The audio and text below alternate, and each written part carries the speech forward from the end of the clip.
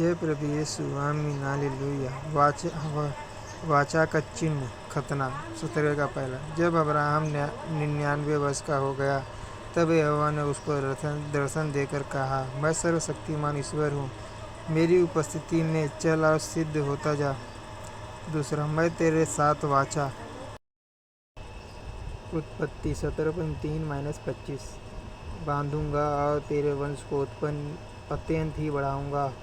तीसरा, तब अब्राहम मुंह के बल गिरा और परमेश्वर उससे यो बातें करता गया। चौथा, देख मेरी वाचा तेरे साथ बंधी रहेगी, इसलिए तू जातियों के समूह का मूल पिता हो जाएगा। पांचवा, इसलिए अब समूह का मूल पिता हो जाएगा। पांचवा, इसलिए अब से तेरा नाम अब्राहम न रहेगा परंतु तेरा नाम अब्राहम जय प्रभु यीशु आमीन हालेलुया होगा, क्योंकि मैंने तुझे जातियों के समूह का मूल पिता ठहरा दिया है। छठा, मैं तुझे अत्यंत फलवंत करूँगा, तुझको जाति का मूल बना दूंगा और तेरे वंश में राजा उत्पन्न होंगे। सातवां, और मैं तेरे साथ और तेरे पश्चात पीढ़ी पीढ़ी तक तेरे वंश के साथ भी इस आशय की युग युग की वाचा बांधता हूँ कि मैं तेरा और तेरे पश्चात तेरे वंश का भी परमेश्वर रहूँगा। आठवां, और मैं तुझको और तेरे पश्चात तेरे वंश को भी यह सारा कनान देश जिसमें तू परदेशी होकर रहता है इस रीति दूंगा कि वह युग युग उनकी निज भूमि रहेगी और मैं उनका परमेश्वर रहूँगा। नौवां, फिर परमेश्वर ने अब्राहम से कहा, तू भी मेरे साथ बांधी हुई वाचा का पालन करना, तू और तेरे पश्चात तेरा वंश भी अपनी अपनी पीढ़ी में उसका पालन करे। 10वां, मेरे साथ बांधी हुई वाचा जिसका पालन तुझे और तेरे पश्चात तेरे वंश को करना पड़ेगा वह यह है, तुझ में से एक पुरुष का खतना हो। 11वां, तू अपनी अपनी खलड़ी का खतना करा लेना और जो वाचा मेरे और तुम्हारे बीच में है उसका यही चिन्ह होगा। 12वां, पीढ़ी पीढ़ी में केवल तेरे वंश ही के लोग नहीं पर जो तेरे घर में उत्पन्न हुआ हो अर्थात परदेशियों से रूपा देकर मोल लिया जाए, ऐसे सब पुरुष भी जब 8 दिन के हो जाएं तब उनका खतना किया जाए। जो तेरे घर में उत्पन्न हो अर्थात तेरे रूपे से मोल लिया जाए उसका खतना अवश्य ही किया जाए। इस प्रकार मेरी वाचा जिसका चिन्ह तुम्हारी देह में होगा वह युग युग रहेगी। 14वां, जो पुरुष खतना रहित रहे अर्थात जिसकी खलड़ी का खतना न हो वह प्राणी अपने लोगों में से नष्ट किया जाए, क्योंकि उसने मेरे साथ बांधी हुई वाचा को तोड़ दिया।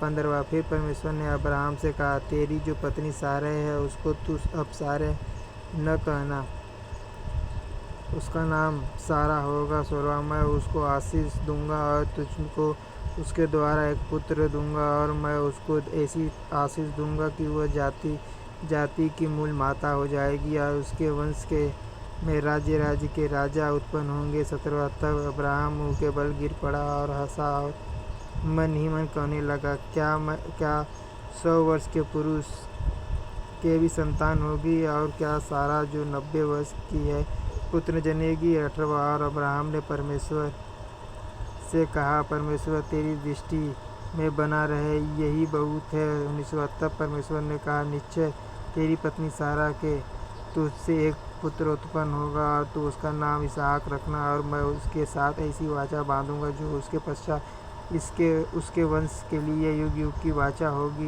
20वां, इस्माइल के विषय में भी मैंने तेरी सुनी है, मैं उसको भी आशीष दूंगा और उससे फलवंत प्रधान उत्पन्न होंगे।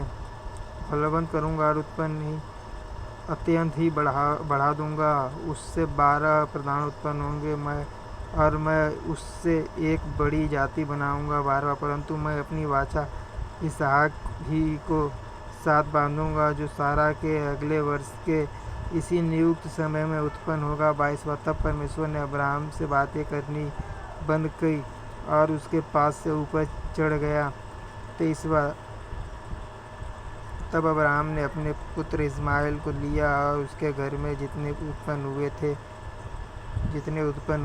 और जितने उसके रुपये से मोल लिए गए थे अर्थात उसके घर में जितने पुरुष थे उन सबों को लेके उसी दिन परमेश्वर के वचन के अनुसार उनकी खलड़ी का खतना किया। 24वां, जब अब्राहम की खलड़ी का खतना किया खतना हुआ तब वह 99 वर्ष का था। 25वां जब उसके पुत्र इस्माइल की खलड़ी का खतना हुआ तब वह 13 वर्ष का था।